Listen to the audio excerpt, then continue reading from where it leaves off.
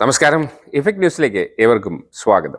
അതിൽ പങ്കെടുക്കലെന്ന UDF convener Adoor Prakash എല്ലാ ജില്ലാ നേതൃത്വങ്ങളും കത്തയച്ചു. പക്ഷെ മലപ്പുറത്ത് അതിന് വിരുദ്ധമായിട്ട് പങ്കെടുക്കാൻ പറഞ്ഞുകൊണ്ട് അവരുടെ ജില്ലാ പ്രസിഡന്റ് ഹമീദ് MLA അദ്ദേഹം കത്ത് കൊടുത്തിട്ട് അപ്പോൾ ലീഗ് അവിടെ പങ്കെടുക്കുമെന്നാണ് പറയാം. എങ്ങനെ കാണുന്നത്? അല്ല, ഞങ്ങളെ സംബന്ധിച്ചിടത്തോളം എല്ലാവരും പങ്കെടുക്കുന്നുള്ളതാണ് നമ്മുടെ അഭിപ്രായം. വികസനവുമായി ബന്ധപ്പെട്ട കാര്യങ്ങളിൽ സഹകരിക്കണം, എല്ലാവരും സഹകരിക്കണം. അത് കക്ഷി രാഷ്ട്രീയത്തെ അടിസ്ഥാനപ്പെടുത്തിയിട്ട് മാറി നിൽക്കാൻ പാടില്ല എന്നാണ് ആദ്യം മുതലേ ഞങ്ങൾ പറഞ്ഞുകൊണ്ടിരിക്കുന്ന കാര്യം. നാഷണൽ ഹൈവേ മുതൽ ഇങ്ങോട്ട് എല്ലാ പരിപാടിയും എല്ലാറ്റിലും UDF എടുത്ത നിലപാട് അതിന് ഘടകവിരുദ്ധമായിട്ടാണ്. ഒരു വികസനവും നടത്താൻ കേരളത്തിൽ അനുവദിക്കില്ല എന്ന രാഷ്ട്രീയ തീരുമാനമെടുത്തവരാണ് UDF. അതിൻ്റെ പ്രതിഫലനമാണ്. പക്ഷേ അതിൻ്റെ അകത്ത് തന്നെ വൈരുദ്ധ്യങ്ങൾ ഉണ്ടാകുന്നു എന്നുള്ളതാണ് ഇപ്പോഴും മലപ്പുറവുമായി ബന്ധപ്പെട്ട് പറയുമ്പോൾ കാണാൻ സാധിക്കും. ലീഗിൻ്റെ തീരുമാനമൊന്നുമല്ലല്ലോ, ജില്ലാ ഘടകത്തിൻ്റെ തീരുമാനമല്ലേ UDF. അതെ, ഓരോരുത്തരും ശരിയായ നിലപാടും തെറ്റായ നിലപാടും സ്വീകരിക്കുന്നുണ്ട്. ശരിയായ നിലപാട് സ്വീകരിക്കുന്നവരോടൊപ്പം ഞങ്ങൾ എല്ലാ കാലത്തും അതിനെ യോജിച്ച് നിലപാട് സ്വീകരിക്കുകയും ചെയ്തിട്ടുണ്ട്. കഴിയാത്തവർക്കും അതായത് വികസന സെമിനാറുകൾ നടത്തുന്നതിനോട് യോജിക്കാൻ തയ്യാറുണ്ട് എന്ന് ആരെങ്കിലും പറഞ്ഞാൽ നിങ്ങൾ യോജിക്കേണ്ടെന്ന് പറയേണ്ട കാര്യമില്ലല്ലോ. യോജിക്കില്ല എന്ന് പറയുന്നവരെ രാഷ്ട്രീയമായിട്ടാണ് യോജിക്കാത്തത് എന്ന കാര്യം ജനങ്ങളോട് പറയാൻ മാത്രമേ ഉള്ളൂ. അത് പറയാം. തെറ്റായിപ്പോയി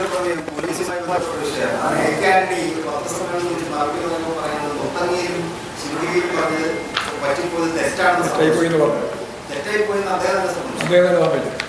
അതിനെ ഞങ്ങൾ പറഞ്ഞത് അത് അദ്ദേഹം സമ്മതിച്ചിരിക്കുന്നു. അങ്ങനെ UDF ആണ് കെട്ടിലായത്.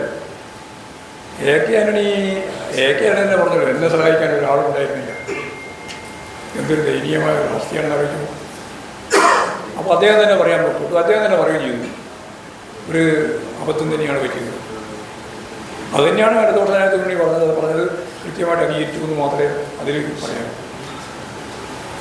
ഒരു കാര്യം, ഈ SIR കേരളത്തിൽ നടപ്പാക്കാൻ വേണ്ടി തെരഞ്ഞെടുപ്പ് കമ്മീഷൻ തീരുമാനമെടുത്ത് അതിൻ്റെ നടപടികളിലേക്ക് നടത്തുന്നതിന് പാർട്ടി എങ്ങനെയാണ് കാണുന്നത്? ഞങ്ങളിതിനെ ധൃതിപ്പെട്ട് എടുക്കാൻ പാടില്ല എന്നുള്ള നിലപാടാണ് ആദ്യം മുതലേ സ്വീകരിച്ചത്. കോടതിയുടെ മുമ്പിലാണ് നിൽക്കുന്നത്. ആ കോടതിയുടെ വിധി അന്തിമമായി വരുന്നതിന് മുമ്പ് ഈ വോട്ടർ പട്ടിക പുതിയ രീതിയിൽ കൈകാര്യം ചെയ്യണമെന്ന് പറയുന്നതിനോട് ഞങ്ങൾ ആദ്യമേ യോജിക്കുന്നില്ല. എന്നാൽ ഇലക്ഷൻ കമ്മീഷൻ ആ പ്രവർത്തനവുമായി ആ പ്രക്രിയയുമായിട്ട് മുന്നോട്ടേക്ക് പോവുകയാണ്. അങ്ങനെ മുന്നോട്ടേക്ക് പോകുന്ന ഒരു സാഹചര്യം രൂപപ്പെട്ടു വന്നാൽ സ്വാഭാവികമായും കേരളം പോലുള്ളൊരു സംസ്ഥാനത്ത് ഇടതുപക്ഷ ജനാധിപത്യങ്ങളോട് പ്രബലമായി നിൽക്കുന്ന ഒരു സംസ്ഥാനം എന്ന നിലയിൽ നമുക്കതിൽ ഇടപെടേണ്ടി വരും. എല്ലാവരുടെയും ഒരാളുടെയും വോട്ട് നഷ്ടപ്പെടാതിരിക്കുകയും അല്ല, അങ്ങനെയല്ലേ. അതുപോലെ തന്നെ അർഹതയുള്ള ഒരാളുടെയും വോട്ട് നഷ്ടപ്പെടാതിരിക്കുക, അർഹതയുള്ള വോട്ട് ഒന്നും തള്ളിപ്പോകാതിരിക്കുക, രണ്ടും വേണം. അത് രണ്ടും ചെയ്യുന്നതിന് വേണ്ടി നിലപാടാണ് ഞങ്ങൾ സ്വീകരിക്കുന്നത്.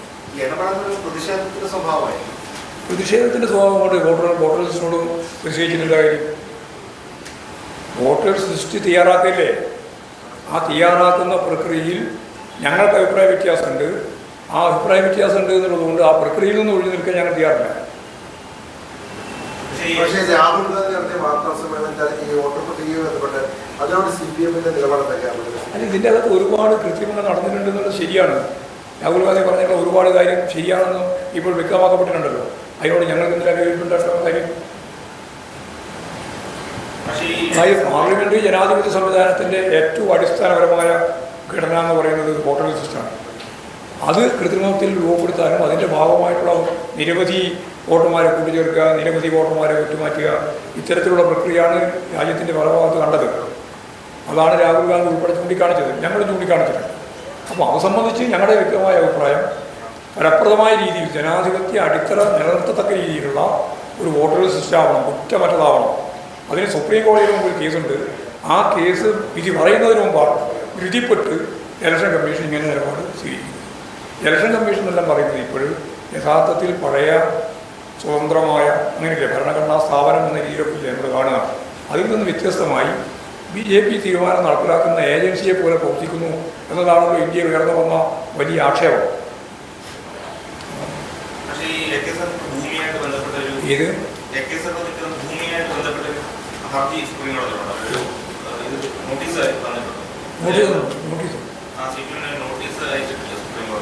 എപ്പോ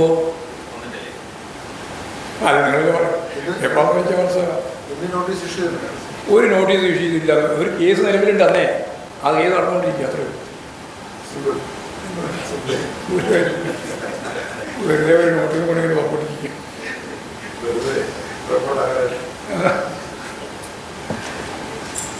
വാർത്തകളും വിശേഷങ്ങളും ഇവിടെ അവസാനിക്കുന്നില്ല. കൂടുതൽ വാർത്തകളും വിശേഷങ്ങളുമായി വീണ്ടും കണ്ടുമുട്ടുന്നതുവരെ ഏവർക്കും നന്ദി, നമസ്കാരം.